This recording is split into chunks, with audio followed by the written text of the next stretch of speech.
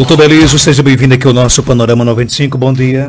Bom dia, Marcos, bom dia aos ouvintes, bom dia aos telespectadores, aos internautas, uma satisfação mais uma vez participar aqui do seu programa. Decidimos na semana do Setembro Amarelo, né, falar de um tema que realmente é muito pertinente, que é o suicídio entre idosos no Brasil. Para que eu tenha uma ideia, de 1980 a 2012, o aumento foi de 215%, né? Para especialistas, que no caso você vai concordar ou não, acúmulo de perdas e isolamento social estão entre as motivações para esse ato extremo. Você concorda com essa afirmação? Concordo em gênero, número e grau, né? A gente sabe que os idosos, eles têm uma taxa uma incidência de suicídio muito maior do que as outras faixas etárias. Além da quantidade de pessoas proporcional à faixa etária que cometem o suicídio, os idosos eles são os que mais cometem, eles têm uma letalidade muito grande. O que é isso? Eles têm uma eficácia muito grande. Pra você ter ideia, Marcos, as pessoas jovens tentam, em média, são dados da Organização Mundial de Saúde, 200 vezes para acontecer um óbito. 200 pessoas tentaram suicídio e acontece um óbito em média. No idoso, essa taxa de eficácia é bem preocupante. A cada 4 tentativas, eles conseguem uma. Então, além de ser a faixa etária que mais tenta, é a que mais tenta e consegue, né? Eles conseguem muito rapidamente. Isso por si só torna a questão do suicídio nas pessoas idosas um tema que deve ser abordado principalmente nessa época de conscientização ao combate ao suicídio. E aí você me perguntou sobre fatores que podem explicar isso, né? E falou sobre o isolamento social, falou de outros fatores que podem influenciar. O principal deles é a depressão, é a doença mental, é a doença que mais precipita, que mais faz com que o paciente, em cerca de 95% dos casos, o paciente tem uma depressão associada. E esses pacientes, eles procuram serviço médico. A grande maioria deles, quando cometeram suicídio, eles passaram por algum profissional. Daí a importância de você identificar que paciente é esse. Então, o paciente que tem depressão, é idoso, você já sabe que ele tem um risco maior de suicídio. Tem outros fatores que contribuem para isso. Você falou do isolamento social. Isolamento social, morar sozinho e solidão são 3 coisas diferentes. E são 3 fatores que contribuem fortemente para como fator de risco para suicídio e para depressão. Então vamos começar pelo isolamento social. O isolamento social é quando o paciente começa a ficar retraído, ele começa a não querer mais se socializar. Isso dentro de casa, ele começa a ficar mais calado, sem vontade de conversar, não quer mais sair de casa. Então ele se isola da sociedade, se isola da família, se isola da sociedade. A solidão é o sentimento de viver só, não é porque ele está se isolando, é o sentimento de que vive sozinho. Até a gente estava comentando antes, solidão não significa morar só, porque existem muitos lares por aí que moram muitas pessoas dentro de casa e o idoso se sente só. Tem outros lares por aí que o idoso mora sozinho e ele não sofre com solidão.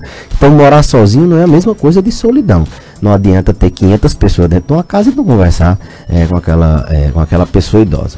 E morar sozinho, mesmo que ele não sinta solidão, também é um fator de risco, porque ele tende a também ter uma deficiência na rede de atenção, na rede de apoio para qualquer emergência. Então as 3 coisas: morar sozinho, sentimento de solidão e isolamento social também são fatores de risco que contribuem para a depressão e contribuem para o suicídio.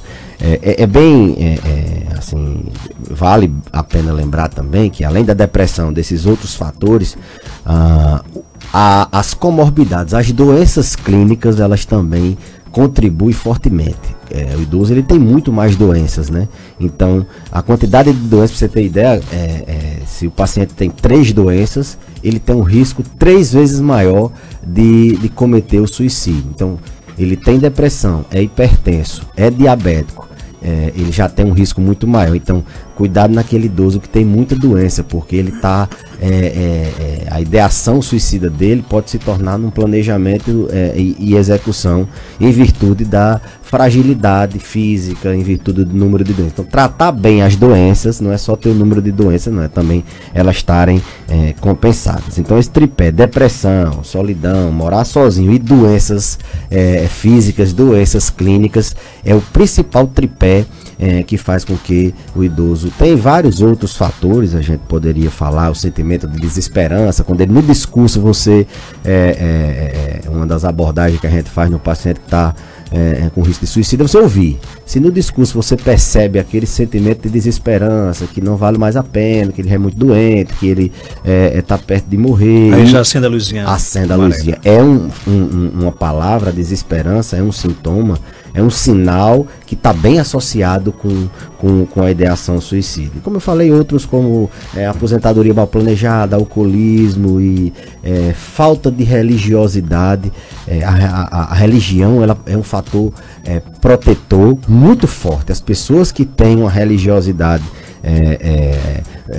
bem aguçada, esses dias eu vi uma reportagem do bispo falando sobre espiritualidade e depressão, e isso conta muito. As pessoas que são mais espirituosas, que elas têm uma religião, independente da religião, elas têm menos risco de suicídio, elas têm crenças de que tirar a vida foge à doutrina, e elas têm mais adesão à abordagem, elas têm mais reflexão sobre o sentido da vida. Então a religiosidade é um fator protetor.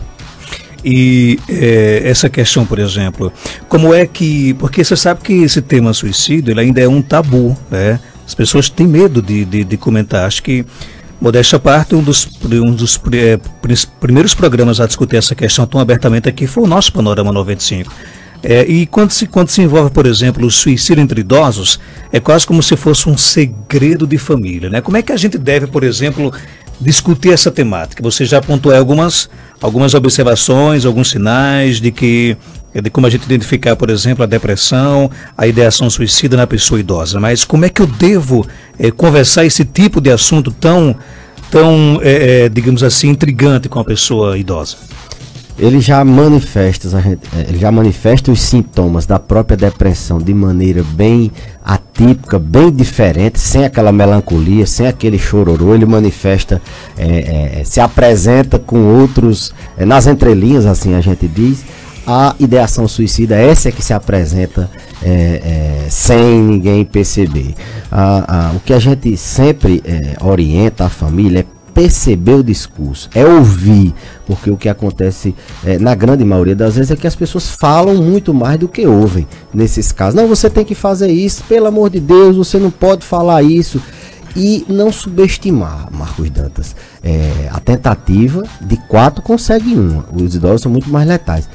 Você suspeitou, pensou, é melhor levar num profissional, e aí você ter toda uma rede de apoio, levar para alguém, chame ajuda, né? Não só o paciente, mas quem está ali perto dele. Ouvir, o que é que pode ser feito? Ouvir, nessa escuta você consegue identificar desesperança, consegue identificar esse sentimento de que se ele já teve alguma tentativa antes, ele já pensou, se no discurso ele fala sobre outras pessoas, e junto isso ele é um paciente que está debilitado, está com as doenças dele não bem tratadas, ele está morando sozinho, ele não está isolado, ele está com vários fatores de risco desse. Ouça, observe, e tome a atitude de buscar ajuda, levar num profissional e aí ser enquadrado num protocolo de suicídio. É bem sutil, assim como os sintomas da depressão, a ideação suicida, ela é também muito sutil. E essa questão de, não, ele está tentando chamar atenção, não, ele está tentando, não, isso aí ele está só conversando para ameaçar, para chantagear. Não esqueçam, no mundo, a cada 4 idosos que tentam suicídio, um consegue. Eles são muito mais eficazes, eles são muito mais vulneráveis. Se tenta de uma forma como a saúde pode estar debilitada, eles conseguem. Não subestima. A ideia, eu acho que é esclarecer nesse sentido, não é aterrorizar, mas vale muito mais pecar pelo excesso se você está achando que aquela pessoa está muito isolada, está com ideação, está com sentimento de desesperança, de que a vida não vale mais a pena. Sutileza e ouvir. Então, no primeiro sinal, procurar o especialista. Sem dúvida. No primeiro sinal, a gente sempre calme, ouça, né? E procurar o que mais previne. É uma forma que é bastante eficaz. Você não vai sair logo direto e passar remédio assim que... Não. Às vezes é necessário internar o paciente, às vezes é necessário intervenções mais específicas, mas buscar a rede de proteção, né? Desde um CVV até uma assistência social ali no bairro, o posto de saúde, o hospital, o CAPS, onde a pessoa tiver assim, acesso. Rede de proteção, buscar isso para ser inserido exatamente num sistema de cuidado, de proteção, para que aquela vida não seja ceifada. Os grupos de convivência, por exemplo, ajudam bastante, porque tem filhos que não querem que, mãe, não vá para esse forró do idoso não, mas ajuda muito esses encontros, por exemplo? Bom, Marcos, do mesmo jeito que o isolamento social ele é um fator de risco, a socialização é um fator protetor. Do mesmo jeito que não ter religiosidade é fator de risco, e ter uma religião protege, então socializar é muito bom. Não necessariamente ser o forró do idoso, mas socializar com a família, no almoço do domingo, os filhos que vêm visitar, com o neto, é um fator protetor, ter filho, ter neto também, a literatura fala sobre isso. Então, socializar desde casa, com os filhos, com os netos, com os vizinhos, e aí com a comunidade, se engajar em alguma atividade voluntária. O voluntariado é uma forma muito boa da gente canalizar algumas energias que ora podem ir para o lado negativo, buscar alguma forma de participar também. As atividades da igreja são muito boas nesse sentido, as pastorais, enfim, várias outras atividades. Se sentir útil, então. Se sentir útil, ocupar, se socializar. O sentimento também de inutilidade é muito ruim por causa dos estigmas da velhice, porque ele não sabe, eu sempre digo, porque o idoso não sabe mexer no computador, não sabe mexer no celular, todo mundo acha que ele não sabe mais de nada, né? Hoje em dia os jovens ele não sabe mexer no celular, ele não sabe mais de nada. Não é bem assim. Ele sabe o que é uma relação de marido e mulher, ele sabe o que é um adolescente, a cabeça de um adolescente, ele sabe o que é passar por uma crise financeira, ele sabe o que é ter frustração. Então a experiência de vida dele não pode ser a experiência em todos os sentidos, porque ele não sabe mexer no celular, ele não sabe de nada não. Então às vezes a gente deixa de beber da fonte da sabedoria por até uma bobagem, talvez até uma coisa que não faça muito sentido. Então eles têm essa capacidade de socialização mesmo sem saber mexer em celular. A Socorro lá da Vila, né? Ela não colocou aqui que vila é, se é Altiva, se é do Príncipe, se é do Sabugi, mas a Socorro, ela conta o seguinte: doutor Belísio, tenho 59 anos, estou muito esquecida, o que será? Bom, a gente abordou o esquecimento e foi um tema que é muito visto lá no canal do YouTube, a turma, muitas visualizações, porque o esquecimento ele é uma coisa, ele é um sintoma cada vez mais presente nas pessoas, e com o aumento da incidência das demências, principalmente a demência de Alzheimer, tem tornado as pessoas mais preocupadas com isso.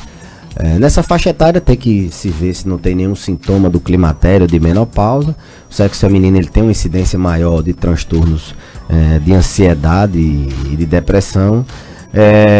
E a principal causa de esquecimento, Marcos Dantas, é sem dúvida, o transtorno de ansiedade, a facilidade de se preocupar, a dificuldade de se concentrar, a dificuldade de ter atenção, saltita muito o pensamento, tenta pensar várias coisas ao mesmo tempo e não se concentra numa.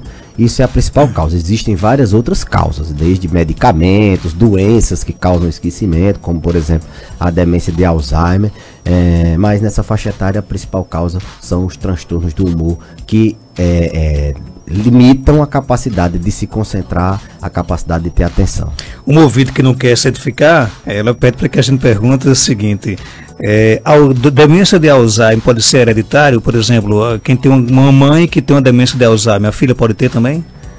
Sim, com certeza, indubitavelmente. Para ser bem redundante, dois fatores primordiais que pesam muito e eles não são modificáveis, infelizmente: a idade e a genética. À medida que a gente fica mais velho, a gente não consegue reverter, a gente tem um risco maior de ter demência, e a genética, a herança que você traz de seus pais. Se tem alguém na família que teve Alzheimer, o risco de você ter é maior do que outras pessoas que não tem ninguém na família. Então, sem dúvida, o caráter familiar é importante. Se a pessoa for esquecida, é que... E o esquecimento, Marcos, ele, independente da causa, por que a pessoa está em esquecimento, as pessoas que têm esse sintoma têm uma associação forte que no futuro elas vão demenciar. Ok, tem mais pergunta aqui chegando, bom dia. Bom dia, doutor Belém. Eu tenho muito problema, muita dificuldade de dormir, muito mesmo. Eu tomei Rivotril e não consegui dormir, o que é que eu faço? Toma Rivotril, mesmo assim não consegue dormir, e aí? Insônia. Você viu que da falta de sono já partiu para um remédio, né?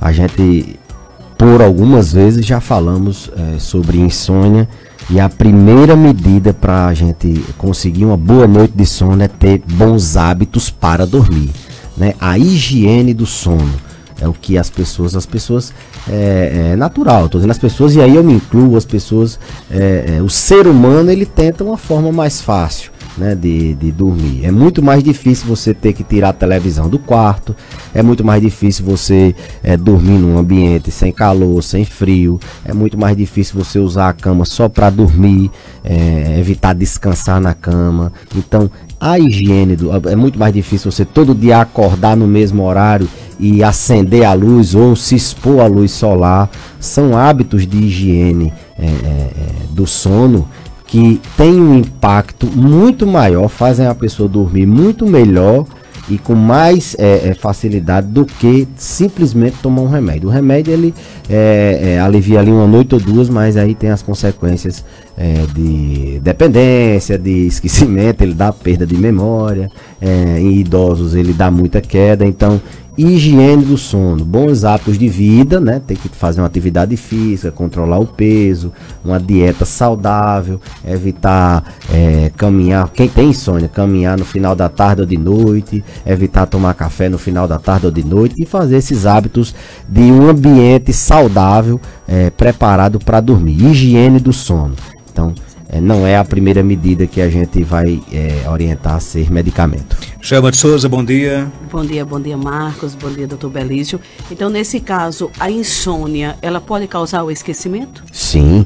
Você imagine uma noite de sono mal dormida, a capacidade de se concentrar no outro dia, ela é bem alterada. Você, se passar uma noite numa festa, ou estudando, ou assistindo algum filme, alguma coisa, você no outro dia acordar cedo, você não se concentra. Isso, uma noite, você acumulando ao longo do tempo, a insônia ela causa, sem dúvida, esquecimento a curto, médio e longo prazo, por N fatores. Ela diretamente, né, ela causa o esquecimento, mas ela causa também transtorno de ansiedade, causa estresse, causa depressão, e isso tudo vai... e existe uma relação, inclusive para prevenir Alzheimer. Uma das orientações da Alzheimer Association, da Associação Mundial de Alzheimer, é dormir bem, ter uma boa noite de sono. Existe uma relação direta, independente de você ter outras doenças, não dormir bem. As pessoas que têm insônia ou outros transtornos do sono, outros transtornos do sono, elas têm um fator de risco, elas têm mais demência do que outras pessoas. Tem mais pergunta aqui chegando. Bom dia, Marcos. Bom dia, doutor Belício. Eu só gostaria de perguntar uma coisa. Minha avó tem 91 anos e ela não fala, mas ela entende o que a gente diz, ela entende as coisas, mas não fala. Isso é Alzheimer? E doutor Belício? Bom, essa dificuldade na linguagem, né, na comunicação, uma das áreas da cognição que podem ser alteradas com a demência é a linguagem. Não se manifesta geralmente assim, se manifesta as pessoas esquecem um nome que vai dizer, vai terminar uma frase e já esqueceu, tem dificuldade na linguagem de se comunicar. Geralmente esse tipo de afasia, né, ou anartria, que são a pessoa não falar, está associado com alguma doença neurológica. Alguma doença, por exemplo, como AVC, como algumas outras doenças que podem afetar a área da fala, porque entender e não conseguir falar, isso significa que o processamento central da comunicação está preservado, ela não está fazendo a parte eferente, a parte de execução da comunicação. Então pode ser algum AVC, não sei se é sequelada de AVC, tem que ver se foi de uma hora para outra, se foi perdendo ao longo do tempo.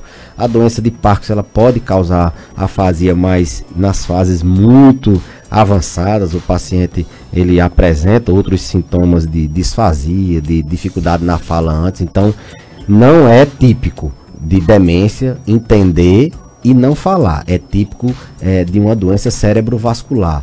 É mais comum em pacientes que têm pequenos AVCs ou mesmo AVC na área da comunicação. Ok, tem um depoimento aqui, por questões éticas, não vou aqui divulgar o nome, né? A nossa ouvinte coloca o seguinte: Marcos, minha filha de 22 anos está pela terceira vez em crise depressiva e está bem difícil desta vez. Já está sendo cuidada pelo médico e psicólogo, mas não vejo melhora. Ela só quer estar deitada e não quer barulho nem conversar também. Puxo muita conversa, mas às vezes ela acha ruim, não sei mais o que fazer. Sempre estamos tentando substituir, aumentar doses e não estou vendo melhora. Já estou ficando um pouco desesperada. A sorte é que o psicólogo sempre está me auxiliando. Nós tratamos no início do programa de um quadro depressivo para a pessoa idosa, agora uma jovem de 22 anos, né? Você daria alguma dica para essa mãe? Não perca a esperança. Não existe essa depressão que não foi... não chega a hora dela, ela vai ser tratada. Às vezes a depressão refratária, grave, ela tem algumas nuances. O paciente às vezes tem outro transtorno psiquiátrico, como por exemplo o transtorno do humor bipolar. Ele tem algum fator estressor que não está ali visível aos olhos. Às vezes a própria medicação não encaixou, é como um time de futebol. Às vezes você faz tudo que o manual recomenda e o paciente responde de formas diferentes. Inclusive hoje a gente já tem até um exame que pega o cabelo e vê a sua sensibilidade a determinados medicamentos. Então a família não perder a esperança que uma hora ela vai chegar e esse tratamento vai dar certo. Em última análise assim, eu diria, não é que você vai, agora vai ser tudo ou nada, não. A eletroconvulsoterapia, o que é? O eletrochoque. Antigamente as pessoas tinham muito receio do eletrochoque, e o eletrochoque ele tem voltado. Ele saiu daquela história de punir os pacientes psiquiátricos que davam muito trabalho, vai pro choque. E é um tratamento hoje de alto padrão, assim, ultramoderno, utilizado em grandes centros para dos grandes benefícios a depressão refratária. O paciente se submete à eletroconvulsoterapia quando já tentou associação de medicamento, tratamento com psicoterapia, e aí é um recurso. Eu não sei, a pessoa o profissional que está assistindo, ele pode indicar na hora certa ou não, mas que é extremamente eficaz, e quando bem selecionado o paciente, o eletrochoque é quem reverte esses casos de depressão refratária quando medicamentos não conseguem. A nossa amiga e advogada doutora Luiziane está aqui perguntando: doutor Belício, o senhor trata de ansiedade apenas a pessoa idosa, também de outra faixa etária? Bom, a nossa expertise é com idosos, né? A gente trata da ansiedade nos pacientes idosos, até porque também na nossa formação a gente tem uma pós-graduação em psiquiatria, mas eu sempre recomendo que os mais jovens procurem um psiquiatra mesmo, porque tem esse estigma tal, mas é o médico apropriado. Mas assim, eu tenho muito paciente jovem, que é neto, que é filho de paciente, por causa da confiança, vai passando, e a gente quando se sente apto, a gente até trata alguns casos, mas outros, a grande maioria, eu recomendo procurar mesmo o profissional do jovem, né? No caso o psiquiatra. Tem muitas perguntas aqui e só vamos tentar aqui ouvir alguma delas. Bom dia, Marcos Dantas. Bom dia, doutora Belisa. Aqui é a Rosalina do Serra Negra. Doutora Belisa, eu gostaria de saber porque eu fiz esterectomia total. Aí disseram a mim que quem fez esterectomia total com o risco de estar em depressão, é verdade? Eu gostaria que o senhor me respondesse, por favor. E obrigado. E ele, doutor Belísio? Bom, sim, é verdade. A esterectomia total, a mulher ela faz uma menopausa cirúrgica, ela tira a glândula que produz o hormônios femininos, no caso o estrógeno, e esse hormônio ele está muito relacionado com a estabilidade do humor. Então as pessoas que têm esterectomia e não puderam ou não fizeram a reposição hormonal, em alguns casos não se pode fazer, elas são muito mais suscetíveis a transtorno do humor, a depressão, é muito mais comum nessas pacientes que fazem esterectomia, ou nas que fazem uma menopausa pela idade mesmo, nesse período do climatério, menopausa, elas têm uma vulnerabilidade, elas têm uma labilidade emocional maior. Bom dia, Marcos. Bom dia, doutor Belisa. Doutor Belisa, eu queria que o senhor me tirasse uma dúvida minha, assim, não é tão dúvida, eu queria saber, assim, tudo que me foi da irmã minha, tudo que minha irmã come, quando ela termina de comer, até água mesmo, ela fica com mal-estar, com aquela vontade, aquela vontade de vomitar.